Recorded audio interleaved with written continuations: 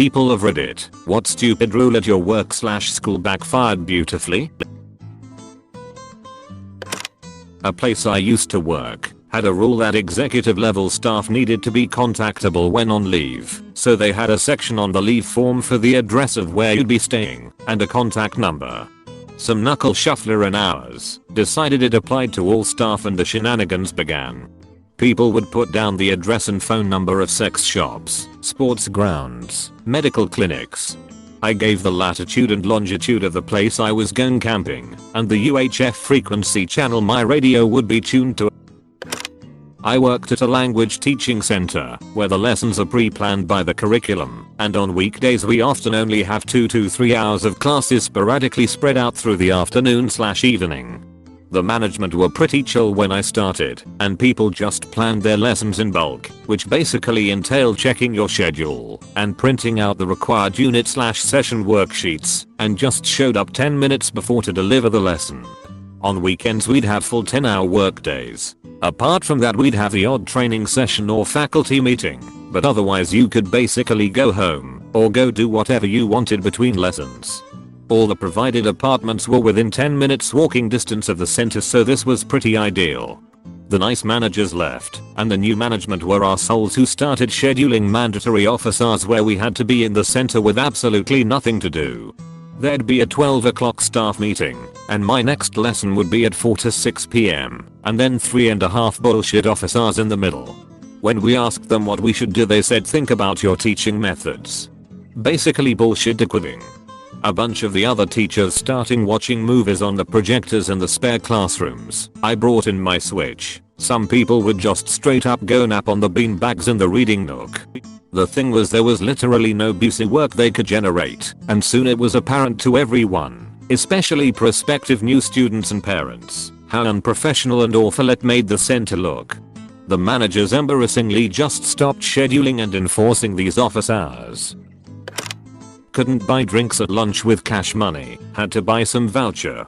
They were just cheaply made laminated pieces of paper. This was 2001, I was 13, and board point scanned the vouchers and printed them out on paper that kinda matched the color of the vouchers, and laminated them myself. They were horrible made, and not even the right color on the backside. Also crudely cut out. I made about 100 of them, have passed them out after I tried paying with them for myself and encountered no problems. Made some new friends and upped production. Took them about 3 weeks to find out, but by then the fakes ones had intermingled with the real ones and had already been resold to students via the student office. About half of the vouchers sold were fakes. Drinks were cash only from then on. They had no choice to accept the fakes one for a little while longer though, as they had sold and charged for some of them. Back in the early zeros, my high school implemented a policy that you had to wear your ID tag at all times. If you didn't have it on, you were sent home. So many students lost their ID tag to go grab food or skip a class. We were the only graduating class to wear them all 4 years. The policy ended soon after. Not really a rule, but a change in policy. I used to work for a major beer distributor as a delivery driver. They decided to start using less glue in the packaging to save money. We are talking a few cents per package. As a result, breakage during distribution increased drastically, causing them to eat a lot more damaged product. It caused such a large loss in profit that they quickly changed course. When COVID started, our boss demanded that our entire team sit in on group Zoom calls, even if the topics on the agenda didn't have anything to do with their roles. She felt it would build team unity.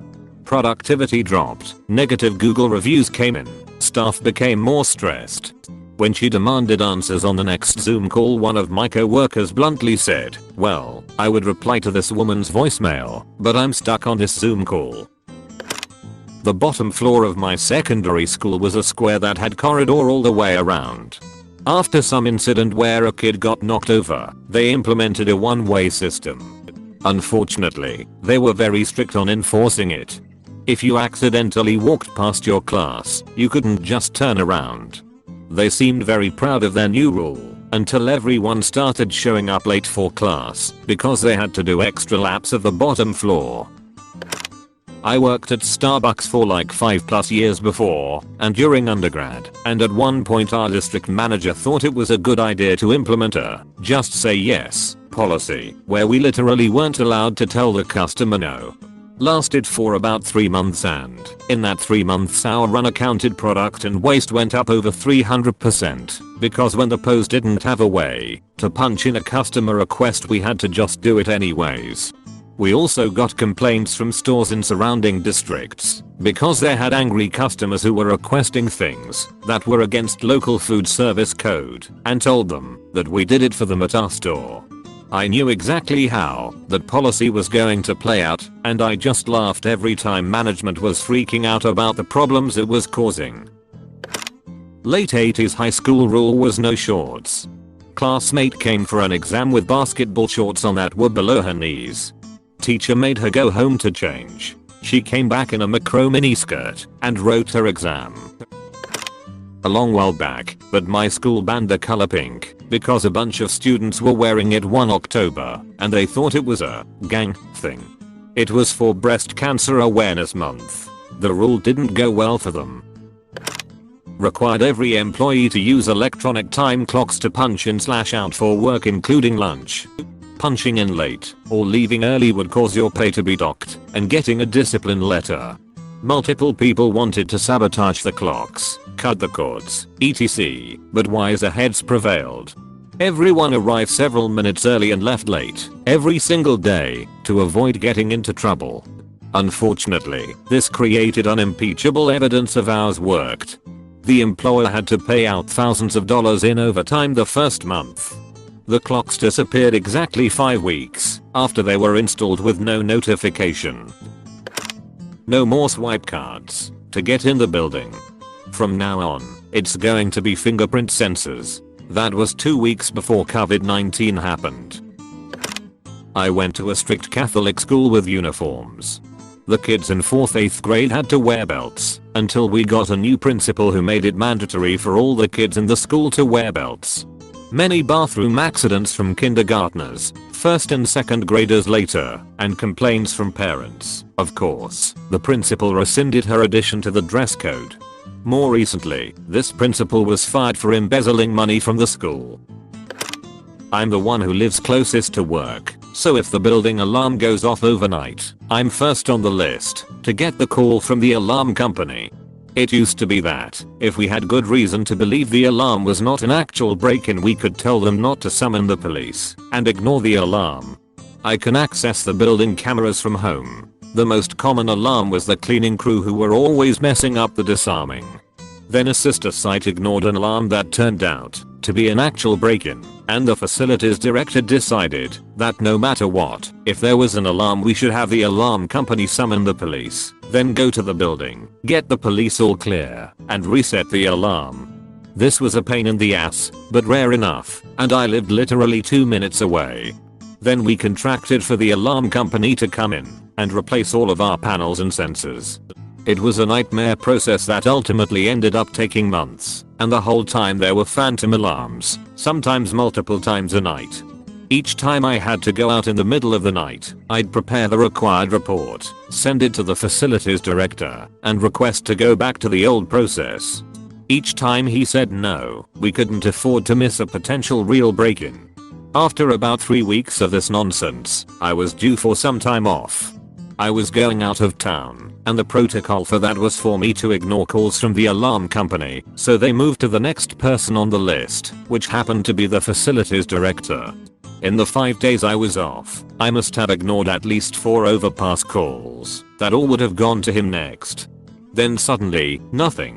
When I got back I was informed that for the duration of the alarm update, we just weren't going to arm the building at all. So much for can't afford to risk a break-in. Students used to smoke in the toilets. So headmaster decided to lock all male toilets except one, 5 places in one. Now my school had around 700 students, out of which around 300 were male. Everyone realized that it became impossible to go to the toilet quickly. Result: some guys went in one and pissed/defecated in all trash cans. A lot. No one found them, but all the other toilets opened up immediately. Every shift, there's a quota we need to fulfill. And then, even if you do fulfill it, you have to keep working until your 8 hours are up. Cue everyone speeding for 4 hours, having a 3-hour lunch/coffee break, then slowly moving their ass for an hour. No rule about us taking necessary breaks if we are still capable of reaching the quota. Now we are allowed to stop once we are done. You can't speak a foreign language at work unless you're a certified translator in that language. We had a guy in a customer service position that spoke Spanish as a second language. Yeah, his regular Spanish speaking customers were confused as to why he could no longer speak to them in Spanish because they knew he was fluent. Eventually Jay explains to them, in English, that they made it against the rules for him to speak Spanish. They weren't happy about that. Back in 2014 our hours made a rule people couldn't go to other buildings. We had 3 buildings within a block of each other. All 3 had shipping areas and the warehouse employees had to go to each building to work. We were told to stay at one building. I mentioned we ship out of all 3, who is going to do the work. The genius said, oh, it'll be taken care of. Next day $500k shipment didn't go out. The following day we have a meeting. Why didn't you ship this? 2 days ago we were told to stay in our building and someone would take care of it. The rule was quickly changed. My spouse's workplace realized they didn't have a policy about sending sexual images or jokes as part of their ML acceptable use policy, so they added it. Except they made it a firing offense to send or receive sexual content. I think the intent was to stop people from subscribing to such content. They also said that your access would be immediately revoked until a determination was made. So someone got fired for something else and decided to send their whole management chain a graphically sexual image, then report it using the anonymous tip line. It got the report, concluded they did indeed receive sexual content, and did as required, suspended all the involved ML accounts, including the SVPs. The policy has since been reworded. Zero tolerance ended shortly after a bully got thrown through a window because if I'm getting suspended for defending myself I'm gonna make it worth my while. To make moving between classes more efficient, they had designated up and down stairways. But they didn't take into account that the stairs were located at the ends of the very long corridors, which meant it was impossible to get to your next class on time. Because of this, no one bothered trying to get to class on time and just blamed the stairway rule. Thanks for watching. Don't forget to consider the idea to maybe think about potentially subscribing. Peace.